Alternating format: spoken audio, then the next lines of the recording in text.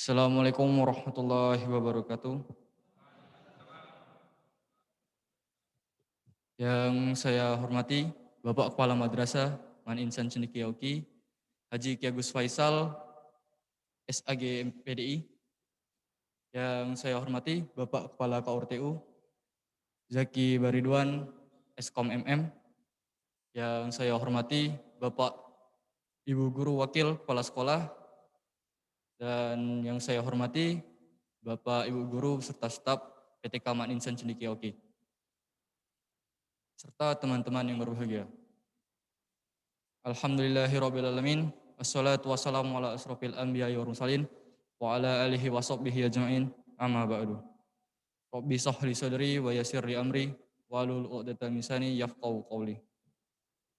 Puji dan syukur selalu kita panjatkan kepada Allah Subhanahu wa taala karena berkat ialah kita dapat berkumpul di masjid ini untuk melakukan kegiatan kuliah Ramadan dengan keadaan sehat walafiat. Amin amin ya rabbal alamin. Tak lupa salawat serta salam marilah kita hanturkan kepada junjungan kita Nabi besar Muhammad Sallallahu Alaihi Wasallam serta keluarga, sahabat serta pengikutnya hingga akhir zaman. Dan semoga kita dapat mendapatkan syafaatnya di yaumur akhir kelak.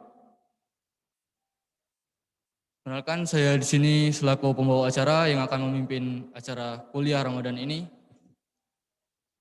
Pertama-tama marilah kita buka acara pada sore hari ini dengan melepaskan lafaz al-basmalah. Selanjutnya adalah penyampaian materi yang akan disampaikan oleh Ustazah Febrian Zainiatul Firdaus, LC MAG. Pada beliau dipersilahkan.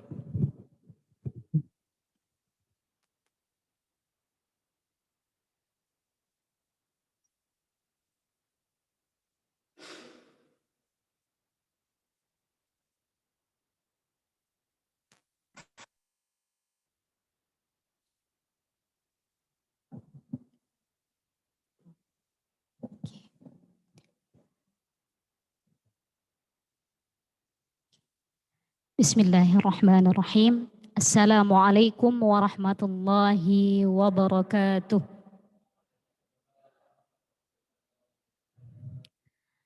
Alhamdulillahilladzi ja'ala syahra ramadana fursatan lit-taibin wa anzala fihi al-Qur'ana hudan wa shifaa'an wa rahmatan lil muslimin wa a'azza bihi al-islama wa adalla bihi al-kafirin.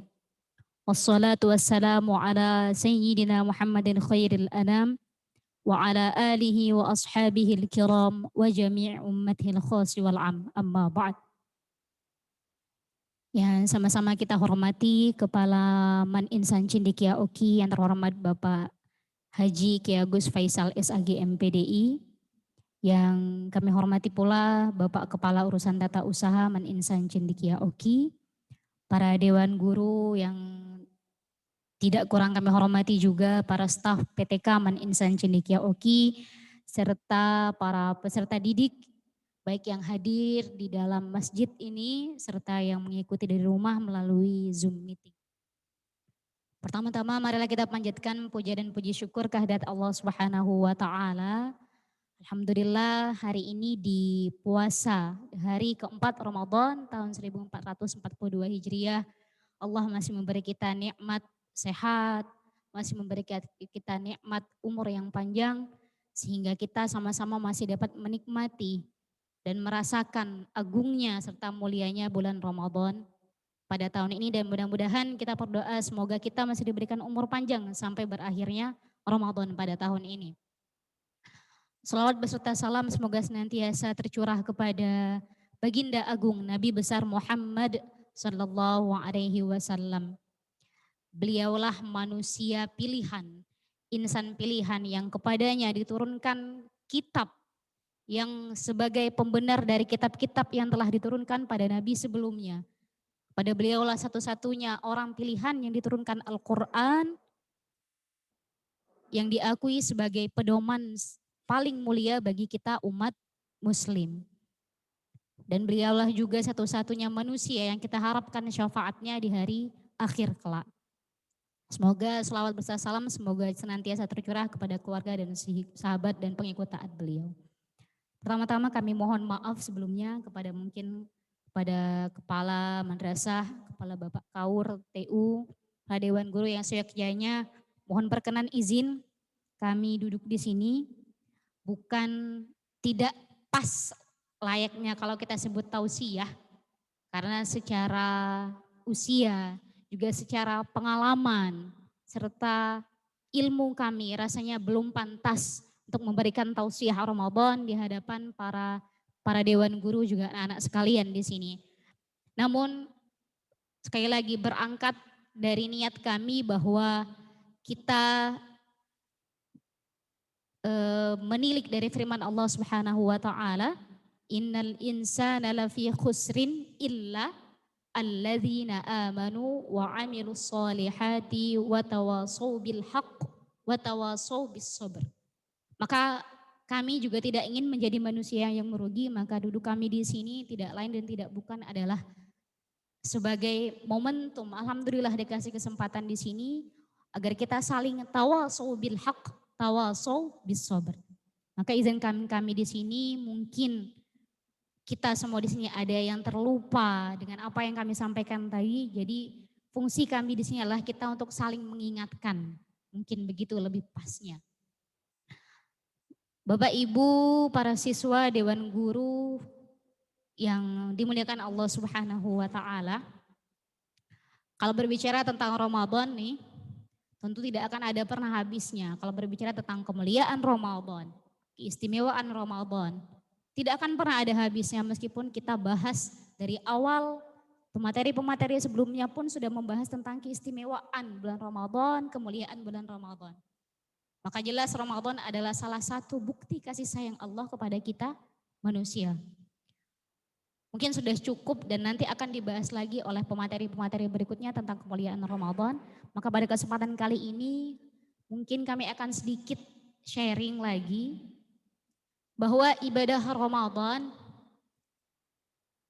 yang Allah kutiba alaina lil muslimin, yang Allah perintahkan kepada kita orang muslim, sejatinya hakikatnya adalah merupakan ibadah individual juga ibadah sosial.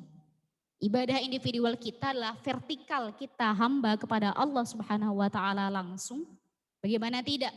Jelas Allah Subhanahu wa taala memilih memberi keistimewaan kepada bulan Ramadan. Kata Allah apa?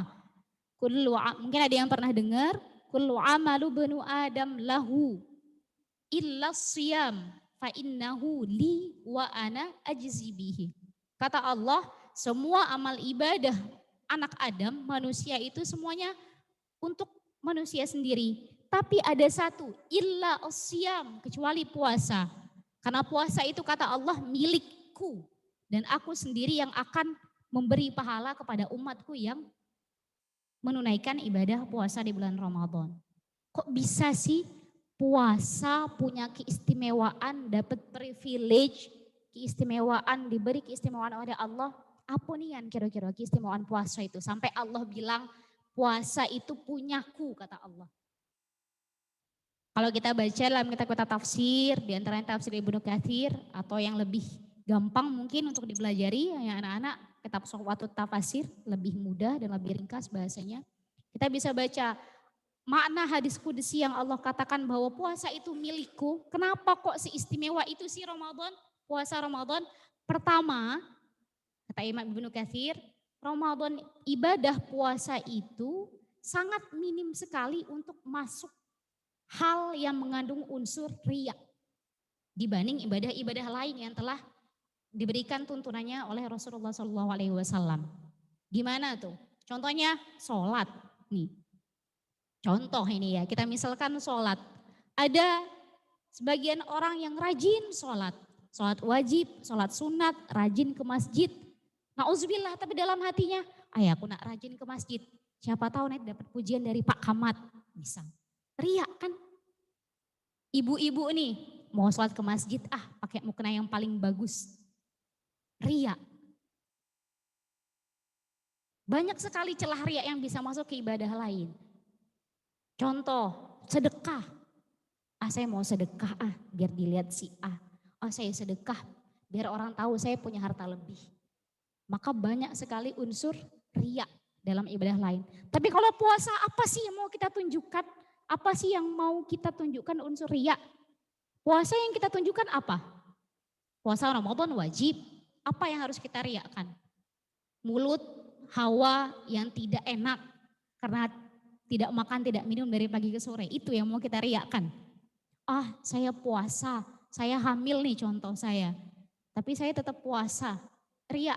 Banyak di luar sana orang yang sakit, bahkan lebih sakit parah tapi tetap menjalankan puasa. Maka itu kata Allah, kenapa puasa dapat keistimewaan? Karena puasa sangat minim sekali untuk masuk ke dalamnya unsur riya dalam beribadah. Itu yang pertama. Kemudian, kenapa sih puasa itu istimewa? Kata Allah, milik saya, karena sekali lagi ibadah puasa minim sekali untuk dimasuki unsur syirik. Mohon maaf ini, saya juga orang Jawa.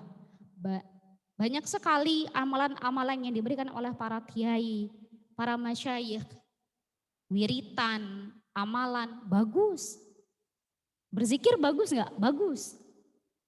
Amaliyah bagus nggak? Bagus. Baca sholawat 1000 kali bagus. Namun kadang ada saja amaliyah itu kita niatkan, ya Allah aku bersolawat biar semoga ujianku lulus misalnya CPNS tahun ini. Di sana kadang kalau kita tidak terbesit, kita tidak menetralisir hati kita, di sana akan ada unsur syirik. Padahal zikir itu bagus, tapi niatnya tadi bagus. Tapi puasa apa? Puasa Ramadan apa yang bisa mengandung unsur syirik? Ya Allah aku puasa Ramadan kali ini deh, biar lulus SNPDB, enggak ada. Karena memang puasa Ramadan adalah kewajiban bagi kita semua umat muslim. Kemudian tafsiran berikutnya dari hadis qudsi ini, as-siyamu li wa ana ajzibi, puasa itu milikku dan aku yang akan membalasnya kata Allah.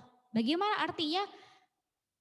Kata Allah, kullu amadu bunu Adam yudha'aful hasanatu bi'ashri amthaliha ila 700 illa shaum fa innahu li wa ana ajzibi. Kalau amalan-amalan lain Allah memberi takaran pasti tentang jumlah pahalanya. Contoh kalau sholat sendiri munfarid pahalanya 1 misal. Tapi kalau sholat berjamaah Allah melipat gandakan sebanyak 27 kali. Tapi kalau puasa kata Allah, saya yang akan memberi pahala kepada manusia itu sendiri tanpa menyebutkan bilangan itu sendiri. Jelas? Kita tahu bahwa di surga ada satu pintu, babur royan, satu pintu yang dikhususkan untuk orang-orang yang rajin berpuasa. Maka kita berdoa semoga kita semua termasuk nanti akan di surga bertemu di salah satu pintunya surga Allah di babur royan. Amin ya rabbal alamin. Itu tadi kita lihat puasa sebagai ibadah individual kita hamba kepada Allah Subhanahu wa taala. Tapi sebenarnya kalau kita lihat dari sisi lain, jauh lebih dalam daripada sebagai ibadah individual, puasa adalah ibadah sosial. Banyak sekali makna sosial yang terdapat dalam ibadah puasa Ramadan, juga amalan-amalan yang dianjurkan dan tuntunan amalan-amalan sunnah pada bulan Ramadan. Puasa sendiri apa hikmahnya? Tentu anak-anak tahu. Menahan lapar, menahan haus. Apa hikmah sosial dari puasa menahan lapar dan haus? Kata Allah, agar kita merasakan bagaimana penderitaan, mohon maaf, saudara-saudara kita yang mungkin di luar sana kekurangan, sulit mencari makan, kaum du'afa, masakin, fuqara. Maka dari puasa kita bisa menumbuhkan kepedulian sosial kita terhadap saudara-saudara kita yang kurang mampu dengan menahan lapar dan dahaga. Aspek sosial lainnya di mana? Kata Nabi, as-siyamu junnah, puasa itu perisai, puasa itu benteng. Benteng gimana? Apa hubungannya benteng dengan aspek sosial? Coba. Ketika berpuasa, kemarin sudah disampaikan oleh pemateri Al-Ustadz Sobari bahwa ada beberapa hal yang menyebabkan puasa itu batal atau tidak diterima pahalanya. Ghibah, namimah, bergunjing, an-nadhrah bisyahwah kata Pak Sobari kemarin kan. Maka dengan puasa jelas, asyamu junnah, puasa itu katanya benteng. Iya atau tidak? Mungkin sehari-hari kita biasa menghibah, oh Pak Sai ini sebentar lagi mau jadi humas kanwil. Padahal beliau begini-begini. Tapi karena puasa, kita akan menahan diri kita untuk menghibah. Bukan begitu? Maka secara sosial kita dengan Pak Saidina yang biasanya mungkin ada dengki, ada iri, ada sakit hati antara saya dan Pak Saidina, dengan guru-guru antara Pak Saidina. Tapi dengan puasa kita akan menahan diri kita dari ghibah. Begitu juga dengan dendam, saling hasad, iri, dengki. An-nazra bisyahwah juga begitu. Kalau kemarin kita banyak nonton HP, main game online, kita nonton drama, FTP, kalau ibu-ibu mungkin nonton Suara Hati Istri.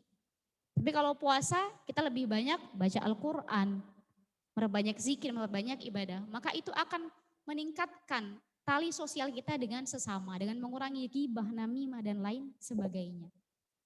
Aspek sosial puasa. Baru puasa, belum lagi tadarus. Jelas salah satu amalan yang dianjurkan memperbanyak tadarus Al-Quran. Di Man IC tadarus dilakukan secara berjamaah di masjid ya anak-anak ya. Kalau kita lihat dari segi bahasa nih, tadarus asal katanya darosa ya darusu, dimasuki tambah alif. Maka kalau anak-anak sudah belajar bahasa Arab, alif pada tambahan pada fi'il mujarrad bermakna lil musyarakah bainal itsnain atau lil mutawaah. Kalau darosa belajar, kalau darosa saling belajar. Maka tadarus kalau kita lihat dari sisi bahasa nih, tadarus bermakna saling belajar Al-Quran. Itulah kenapa tadarus itu biasanya dilakukan per kelompok. Karena untuk saling, nih kalau ada temannya bacaan yang belum benar, maka temannya yang lain bisa membenarkan. Begitu juga sebaliknya. Sisi mana? Sisi sosial yang lebih dikuatkan. Jadi itu kan saling memberi, saling dari aspek sosial. Baru puasa dan tadarus. Amaliyah lain, zakatul fitri. Zakat apa? Fungsinya, hikmah zakat. Balik lagi ke aspek sosial kan, aspek sosial. Mana kita yang mampu, yang berkelebihan harta, baik itu zakat mal maupun zakat fitrah, memberi kepada yang berhak menerima zakat. Agar kita sama-sama merasakan. Pada hari raya Idul Fitri kita bisa makan, sama-sama makan, baik itu fuqara, tidak ada perbedaan antara fuqara, yatim maupun masakin, sama-sama bisa merayakan Idul Fitri bareng. Itu kan hikmah zakat, lagi-lagi aspek sosial. Banyak sekali amalia-amalia Ramadan yang sebenarnya memang aspek sosial. Belum lagi THR misalnya. THR mungkin tidak dianjurkan ya, tapi sebagai adat kebanyakan mayoritas, apalagi bapak-bapak atau kita yang sudah berkecukupan lebih, biasanya kalau lebaran ngasih THR. Tidak lain tidak bukan lagi-lagi aspek sosial kan. Bahwa puasa itu sangat menanamkan betapa Allah menanamkan aspek sosial dalam ibadah Ramadan. Maka tidak heran kalau Allah bilang asyamu li, punya Allah Subhanahu wa taala. Ma'asyiral muslimin rahimakumullah.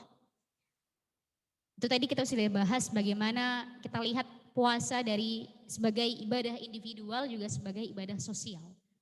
Sekali lagi, Allah memberikan kita bulan Ramadan, menjadikan bulan Ramadan satu bulan penuh adalah sebagai bukti kasih sayang Allah kepada kita semua umat manusia. Pahala kita dilipat gandakan, semua doa kita dikabulkan, semua ketaatan akan diterima oleh Allah Subhanahu wa taala di bulan Ramadan. Kalau kita ibaratkan nih, bulan Ramadan adalah bagaikan ibu-ibu satu minggu sebelum lebaran dengar bahwa matahari buka diskon besar-besaran. Itu bulan Ramadan, kan begitu? Dengar kabar seminggu sebelum lebaran, tahu-tahu ada berita bahwa Matahari Mall buka diskon besar-besaran, beli 1 gratis 3. Nevada diskon 70%. Itulah bulan Ramadan bagi kita. Ibu-ibu yang sudah punya uang, ayo Pak, kita ke Matahari, kita borong. Yang enggak punya uang cari utangan. Begitu juga Ramadan. Kalau kita tahu pahala dilipat gandakan, semua doa dilakukan, makanya kita memperbanyak ibadah, memperbanyak sedekah, memperbanyak qiraatul Quran, kan begitu.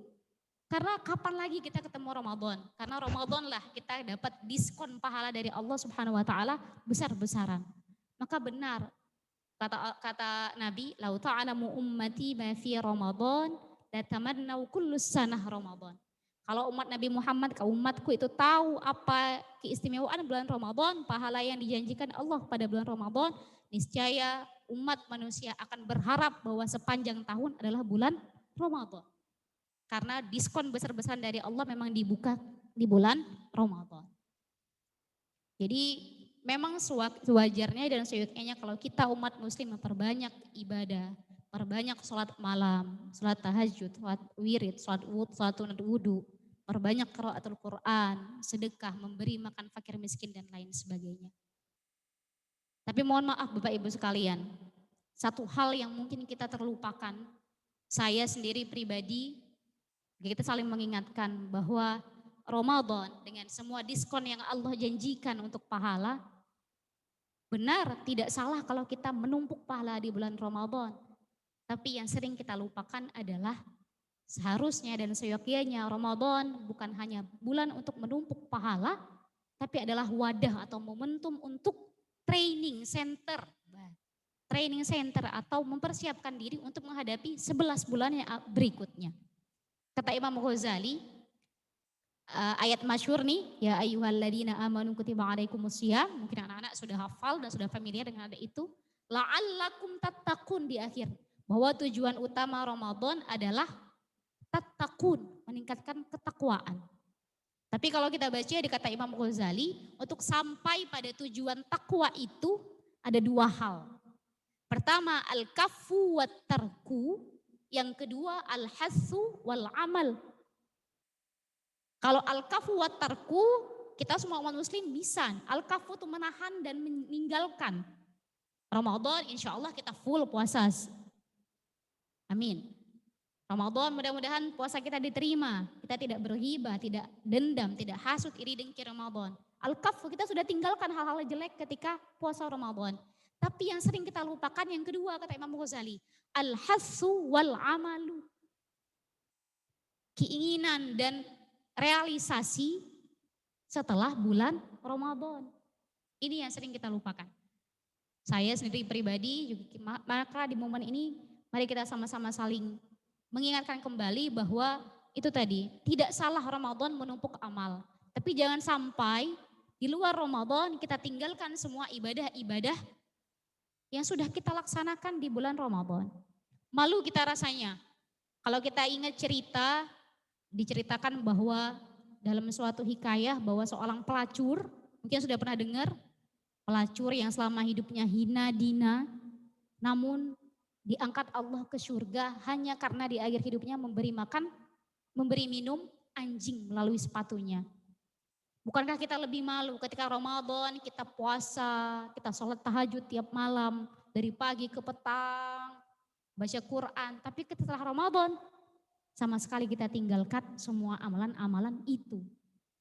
Kita bisa al-kafu wa tarku, tapi kita lupa untuk al-hasu wal amal setelah bulan Ramadan.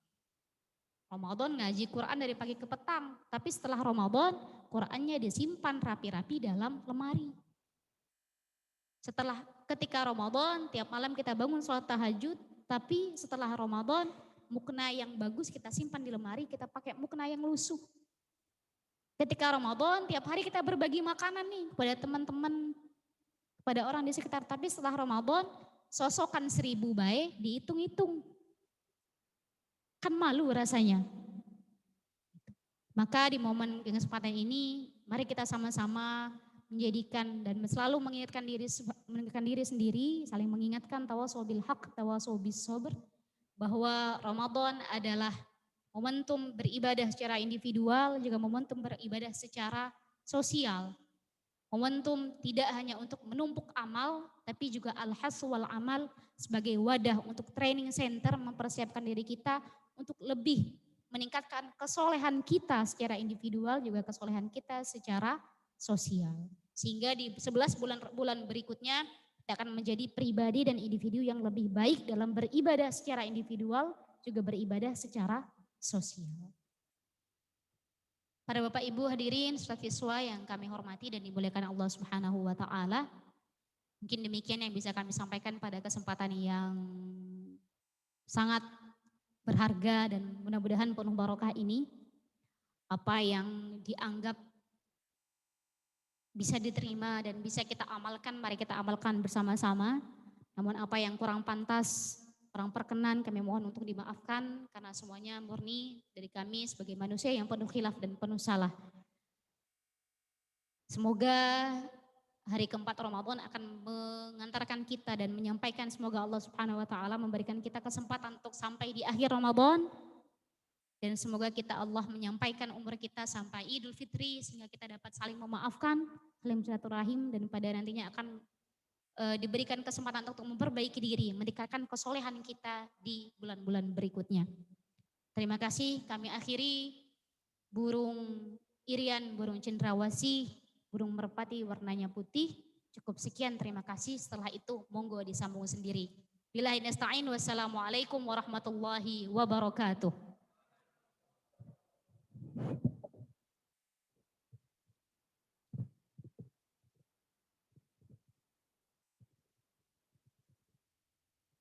Terima kasih kepada Ustazah atas materi yang sangat bermanfaat.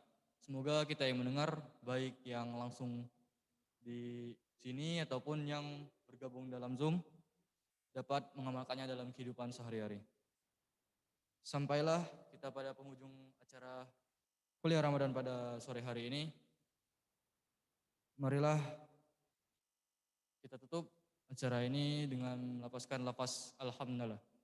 Alhamdulillah. Terima kasih atas perhatiannya. Saya selaku pembawa acara mohon maaf apabila ada salah kata dan kepada Allah saya mohon ampun. Wabillahi taufiq wal hidayah. Wassalamualaikum warahmatullahi wabarakatuh.